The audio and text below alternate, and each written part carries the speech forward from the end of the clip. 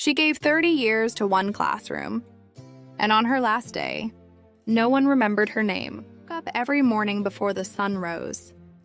The city was still asleep. The streets were silent.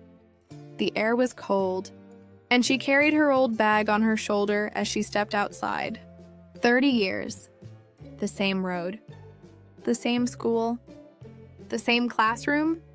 Mrs. Eleanor White was 52 years old, but her eyes still carried the same light she had on the first day she entered a classroom. She believed education was never just about books. Education was about becoming human. When she entered the classroom, she cleaned the board herself. She straightened the chairs. She opened the windows to let the light in, because she believed knowledge needed light. In the early years, students listened carefully. They asked questions, they argued, they dreamed. She stayed after school. She helped weak students. She visited parents. She bought books with her own money. She paid fees when families could not. She never asked what she would gain. She believed if even one child changed, her life had meaning. But time changed. The world changed, and the classroom changed. Phones replaced notebooks. Notifications replaced curiosity. Laughter replaced learning. They said she was old. They said she was outdated. They said she did not understand this generation. She heard everything, and she smiled, because she believed learning grows slowly. Daniel was 17 years old, smart, confident, impatient. He believed success should be fast, easy, instant. Exam results came. Daniel failed. His pride could not accept it. He stood up and spoke the words that had been building inside him. He said the subject was useless. He said teaching the same thing for 30 years meant nothing. The room went silent. Mrs. Eleanor looked at him. There was no anger in her eyes, only exhaustion. She did not punish him. She did not argue. She said, "Sit down."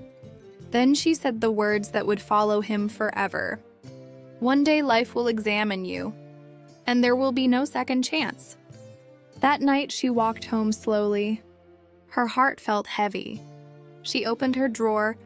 She took out a blank paper, and she wrote the letter she never imagined writing. Her retirement letter, not because she hated teaching, but because teaching no longer needed her.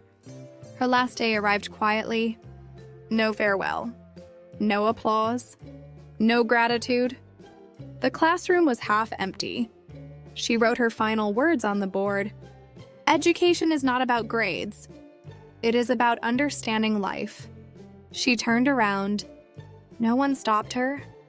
She walked out, and her voice disappeared from that room forever. Years passed. Daniel grew older. Life became real. One day he stood in a hospital corridor. His mother lay on a bed. Doctors spoke in complex language, papers filled with words he could not understand. For the first time, he felt helpless. And suddenly, he heard her voice. Life will examine you. In that moment, he understood. Education was never about exams. It was preparation. He returned to his old school. The classroom felt smaller.